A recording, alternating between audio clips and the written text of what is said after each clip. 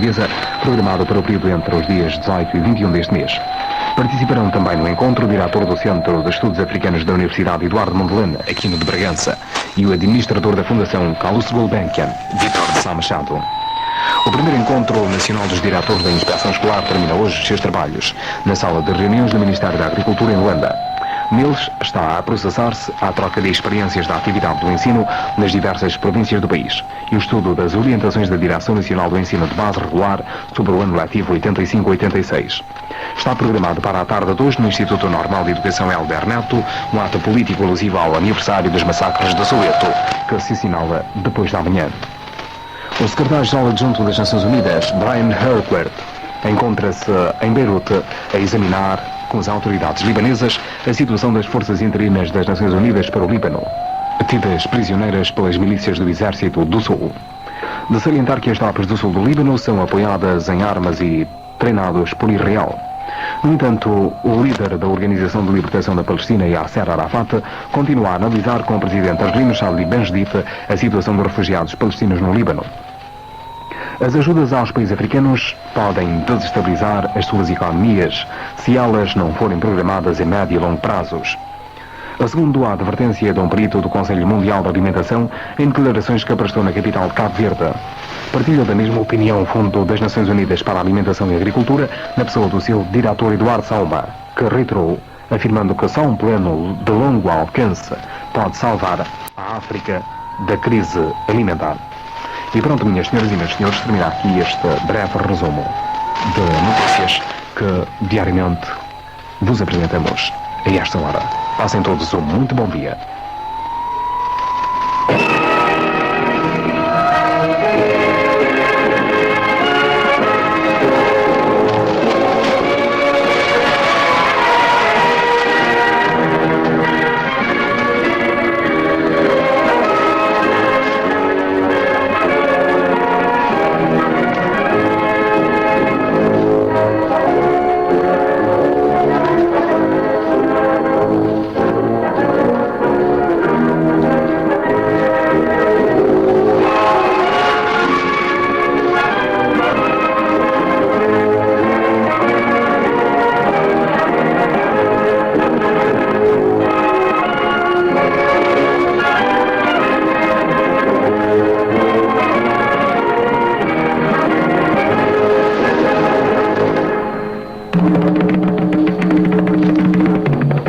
Compatriotas, camaradas e companheiros de luta, as nossas saudações revolucionárias.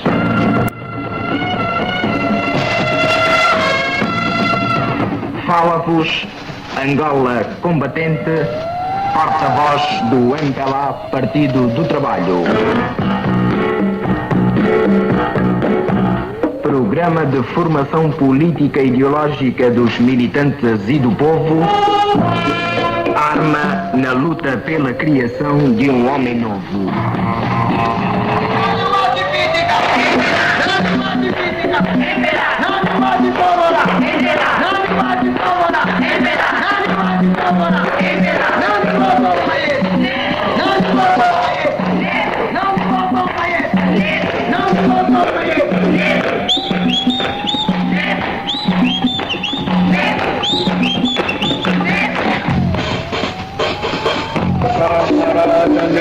Tu és o nosso dia, tu és a nossa força para a vitória. Camarada Neto, tu és o nosso dia, tu és a nossa força para a vitória. 1985, ano do segundo congresso do partido.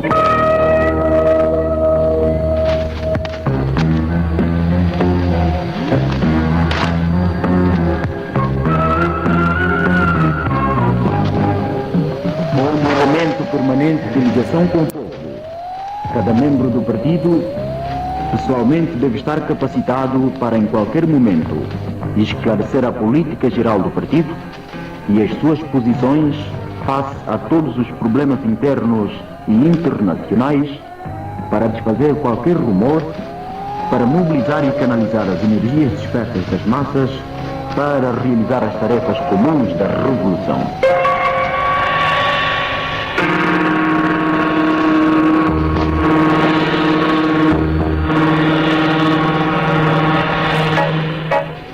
Dar mais vida às organizações de base do partido é imprescindível.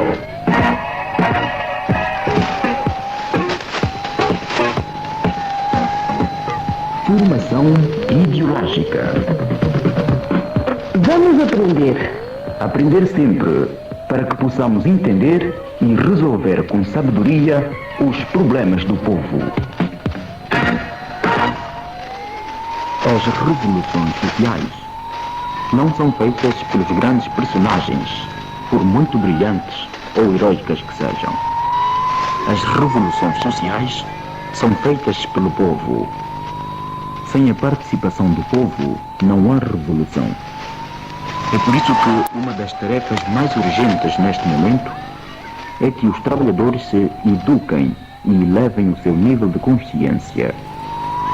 Só assim, eles poderão responder às novas responsabilidades que surgem no processo revolucionário que Angola vive. Já Lenin dizia que sem teoria revolucionária não há movimento revolucionário. É preciso, portanto, que se faça chegar ao povo a única teoria verdadeiramente revolucionária, o marxismo-leninismo, que iluminará a prática revolucionária do povo e, ao mesmo tempo, será enriquecida por esta. Mas a transformação revolucionária de uma sociedade não pode ser feita por qualquer classe. As classes que beneficiam com uma determinada sociedade nunca estão interessadas em transformá-la. Antes, pelo contrário, defendem-na a todo custo. A transformação da sociedade só poderá ser feita pelas classes exploradas que pouco ou nada têm a perder com a revolução e tudo têm a ganhar. Portanto, as revoluções surgem do desenvolvimento da luta de classes, a luta que opõe explorados e exploradores, como diz Marx no início do Manifesto do Partido Comunista. A história de toda a sociedade até os nossos dias, mas não é do que a história da luta de classes. Opressores e oprimidos lutam desde há milhares de anos, uns para manterem os seus privilégios ou aumentá-los, outros para porem fim à exploração de que são vítimas.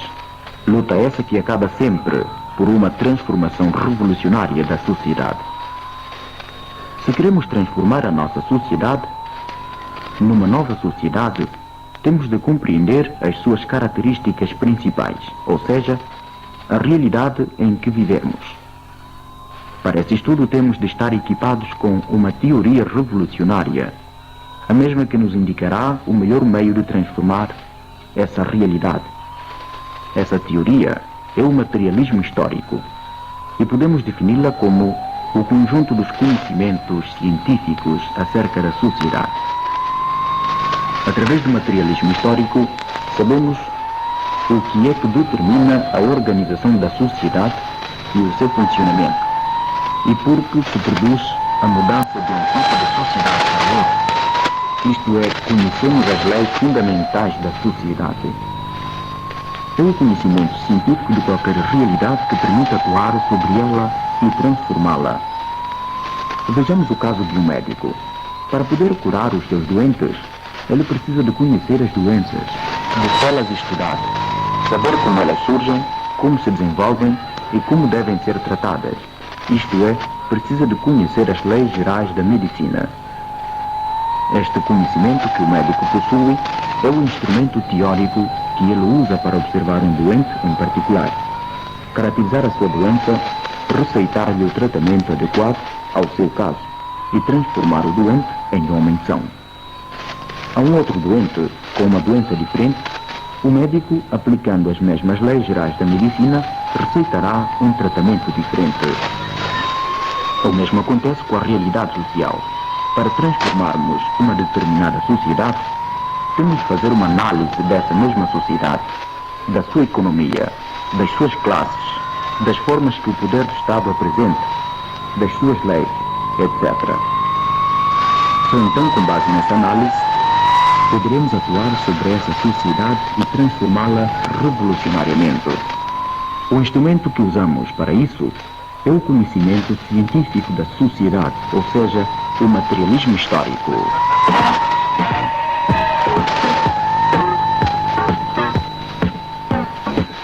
Formação ideológica.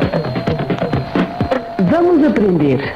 Aprender sempre, para que possamos entender e resolver com sabedoria os problemas do povo.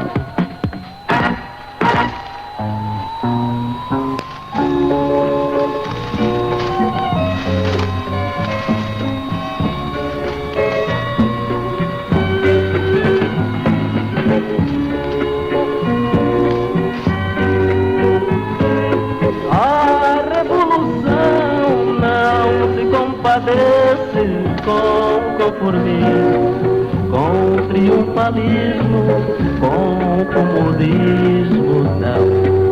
Tudo isso não, tudo isso não. E para ser um militante sério e capaz, é preciso ser constante para conquistar a grande paz e a unidade para a nossa nação. Para conquistar a grande paz e a unidade para a nossa nação. Ser honesto, justo e forte para todo ser humano. Acabar com as ambições que estragam a posição do militante.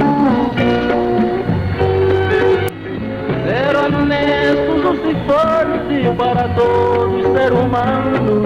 Acabar com as ambições que estragam a posição do militante.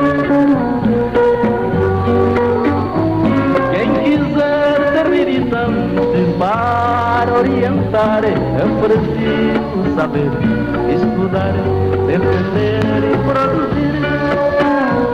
Estudar, defender e produzir.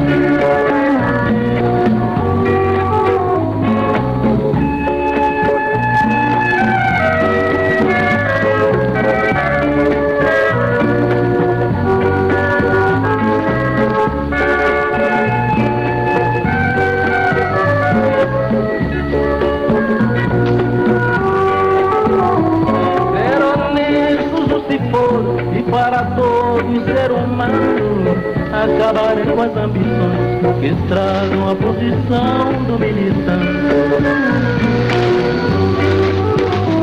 Quem quiser ser militante para orientar é preciso saber estudar, defender e produzir. Estudar, defender e produzir.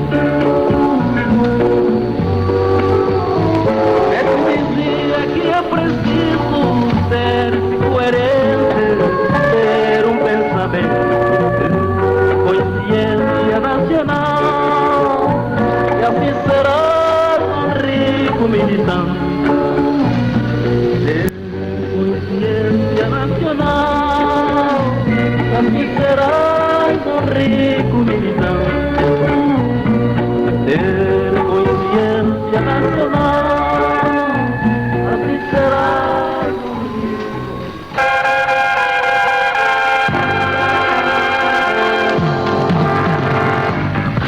Bandung, 1955.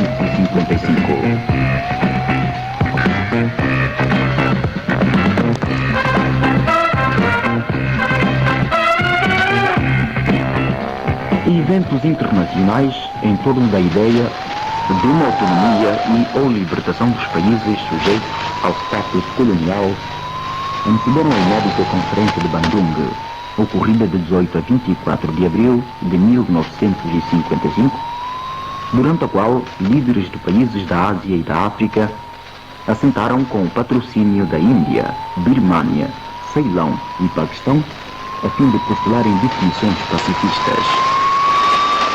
Entre os eventos de evento que antecederam a histórica Conferência de Bandung está o primeiro Congresso Pan-Africano, em 1929, esboçou as primeiras exigências de autonomia e ou participação de algumas poucas nações do continente. Seguindo-se a Conferência de Nagasaki, Japão, em 1926, no decurso da qual foi discutida a abolição do sultanato na Turquia, em consequência do movimento dos jovens turcos liderados por Mustafa Kemal Atatürk. O primeiro Congresso dos Povos Oprimidos Coloniais, na qual participaram representantes de 136 organizações da África e América Latina, neste caso o México, incluindo delegados políticos e intelectuais de nações europeias, tais como os representantes do Partido Trabalhista Britânico, do Partido Comunista da URSS e importantes personalidades como Jawaharlal Nehru, entre outros, e a Conferência Afro-Asiático de Nova Delhi, na qual pela primeira vez se colocou a necessidade de se constituir um bloco neutralista. Na sequência desses importantes eventos, surgiria aquele que constitui a pedra angular do movimento dos não-armados. Esse encontro histórico repercutiu-se muito positivamente na arena internacional, pois a disposição de lutar pela libertação dos países insuflou os movimentos de libertação nacional a prosseguirem a luta e, em consequência disso, o desmoronamento colonial foi se tornando um facto. Outra nota digna de realce no histórico encontro de Bandung foram as declarações de princípio sobre o respeito dos direitos fundamentais de acordo com os princípios da Carta das Nações Unidas.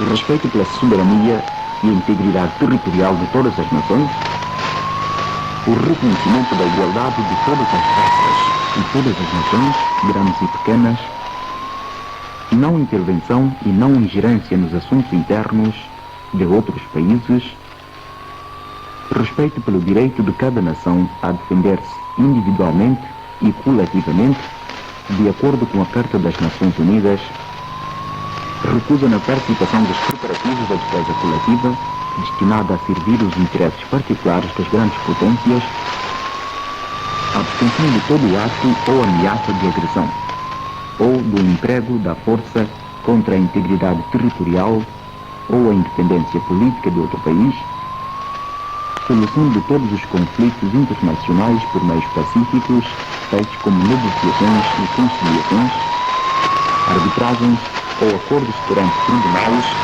assim como qualquer outro meio pacífico que possam adotar os países interessados de acordo com a Carta das Nações Unidas, estímulo dos interesses mútuos e da cooperação, respeito pela justiça e obrigações internacionais.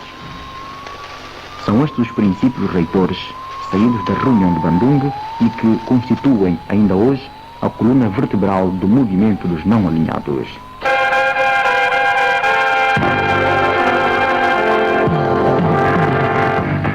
Bandung, abril de 1955.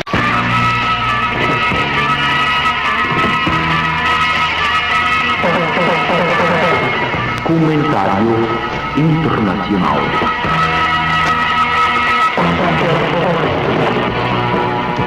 O imperialismo é responsável por 2 guerras mundiais, além de centenas de guerras e conflitos locais. A Primeira Guerra Mundial, que se deu entre 1914 e 1919, foi resultado do desenvolvimento desigual dos países capitalistas e da consequente agudização das contradições interimperialistas.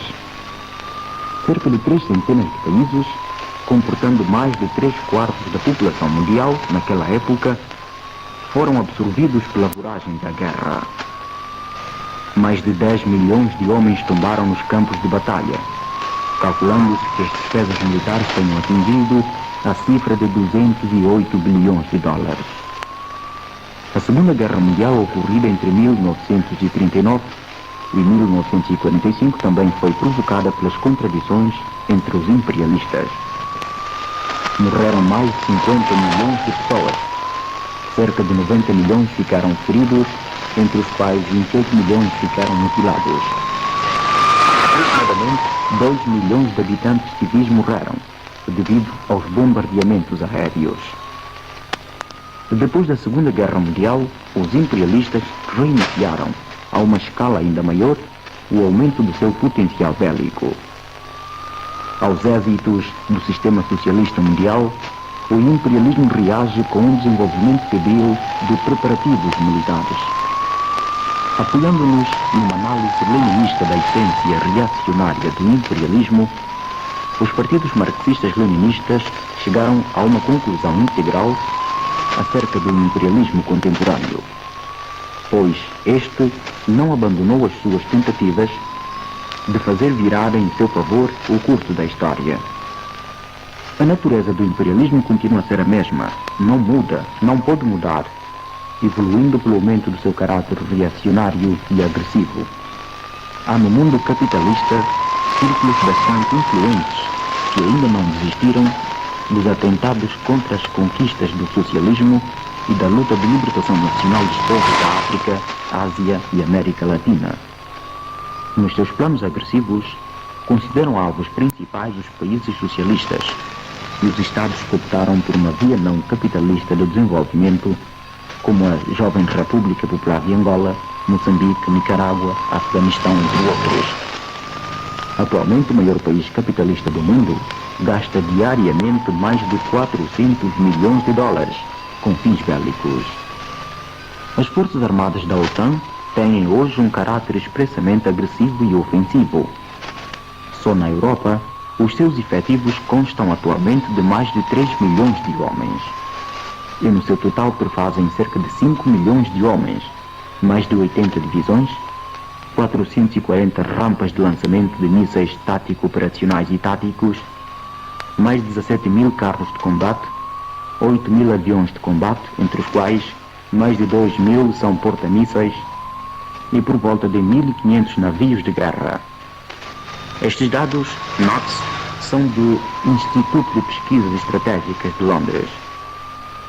São do conhecimento público as discussões do Pentágono acerca da validade do chamado golpe preventivo, a ser desferido, em certas condições, por meios estratégicos, contra objetivos de caráter militar nos países socialistas, particularmente na União Soviética. O caráter agressivo do imperialismo foi revelado muitas vezes na prática, porquanto nas últimas décadas os Estados Unidos da América e os seus aliados travaram guerras assassinas contra a Coreia do Norte e o Vietnã. Fizeram intervenções militares diretas na Guatemala, República Dominicana, Granada e outros países. Foram cerca de 215 vezes que os Estados Unidos empregaram a força após a guerra, visando fins políticos seus em diversos pontos do mundo. Muitas vezes também Washington anunciou o estado de alerta completa das suas forças e ameaçando por mais de 20 vezes, direta ou indiretamente, empregar armas estratégicas nucleares.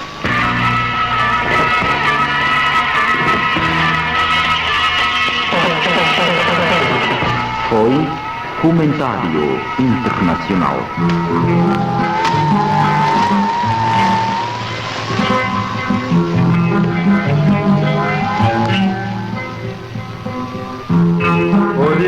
Olifundi di banda, oni lo solo.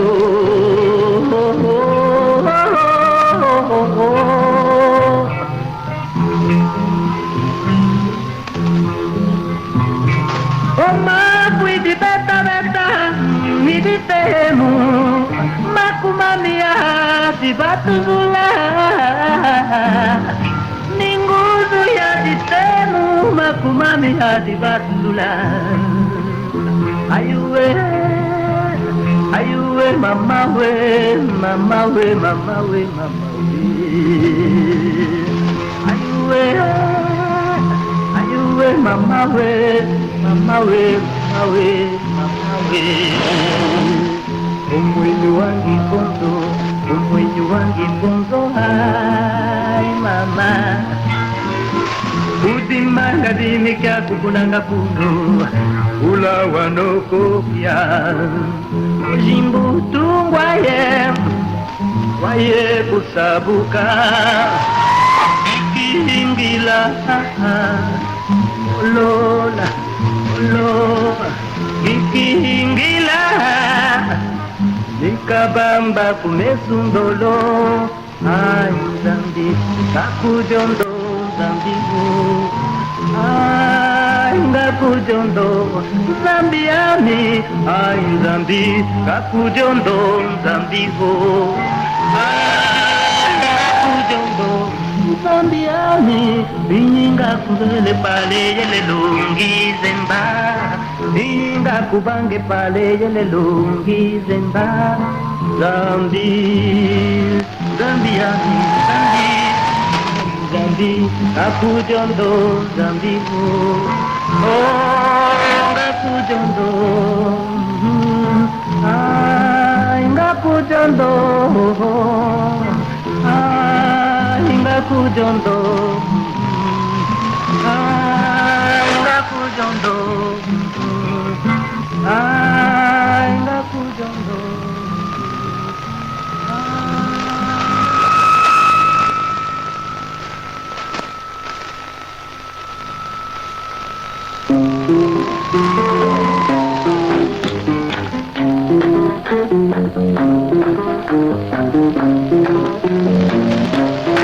Ovilamu Jukamba kwenda Kipongoloko wakuneneni olondaka jatenen tulidau IBS kujibaluko dino akala onga me jobatela kunyidi disafete yolo mbandi olo fantos yomita wakajwala sala libetu baba maliki ngola olo papula